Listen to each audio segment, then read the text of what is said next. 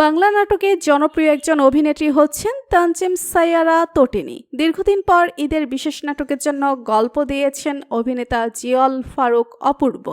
Romantic এই নাটকে তার সঙ্গে জুটি বেঁধেছেন তানজিম সাইয়ারা তটিনী। এই জুটির প্রথম নাটক পথে হলো দেরি, সেটি প্রচারের 1 বছরের বেশি সময় পর এবার ঈদে দ্বিতীয়বারের মতো ফিরে আসা দিয়ে ফিরেছেন তারা।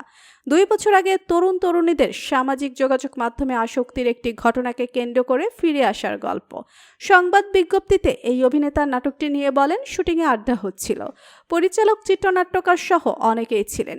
সেখানে প্রথম গল্প ভাবনাটি চিত্রনাট্যকারের সঙ্গে ভাগাভাগি করি, তার কাছেও গল্পটা ভালো লাগে। পরে আমরা একাধিকবার সংযোজন বিয়োজন করে এটিকে প্রাণ দিয়েছি। ফিরে আসা নাটকে চিত্রনাট্যকার মেজবাউদ্দিন সুমন জানান, আড্ডায় অপূর্ব গল্প ভাগাভাগি করেন, তখনই সেটা মনে ধরে যায়।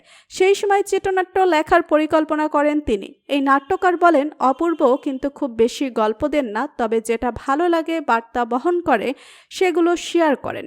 তার গল্পের মধ্যে মানবিক বোধ থাকে, জীবনকে ভিন্নভাবে দেখা যায়।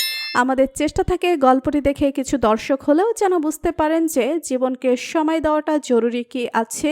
এই ফিরে আসায় বিয়ের পরে শ্বশুরবাড়িতে এসেও সারাক্ষণ ফেসবুকে ব্যস্ত। নববধূ শ্বশুরবাড়িতে কি করছে সেগুলো ফেসবুকে পোস্ট করে ব্যক্তিগত জীবন বলে। আর কিছু থাকে বর বুঝতে পারে যে স্ত্রী সামাজিক যোগাযোগ মাধ্যমে আসক্ত। এর মধ্যে হঠাৎ স্ত্রীর মেসেঞ্জারে এমন কিছু ছবি আসে যা বদলে দেয় মেয়েটির জীবন। চরিত্রটি নিয়ে সংবাদ বিজ্ঞপ্তিতেও তো বলেন, অপূর্ব ভাইয়ের সঙ্গে আবার দারুণ একটা গল্পে কাজ করলাম। শুটিংয়ে তিনি অনেক বেশি সহযোগিতা করেন। তার নিজের গল্প হওয়ায় এবার নিজ থেকে অনেক দৃশ্যে সাহায্য করেছেন। সবসময় তার কাছ থেকে শিখি, এবারও তাই। নাটকটির পরিচালক রুবেল হাসান। নাটকটি গতকাল সোমবার ইউটিউবে মুক্তি পেয়েছে। এতে আরও অভিনয় করেছেন চিত্রলেখা গুহ, সমু চৌধুরী প্রমুখ। তো ভিউয়ার্স, তানজিম সাইয়ারা তটিনীর নাটকটি আপনাদের কেমন লাগলো লিখে জানিয়ে দিন কমেন্ট করে। পরবর্তী ভিডিও সবার আগে পেতে সাবস্ক্রাইব করুন আমাদের চ্যানেলটি। ধন্যবাদ।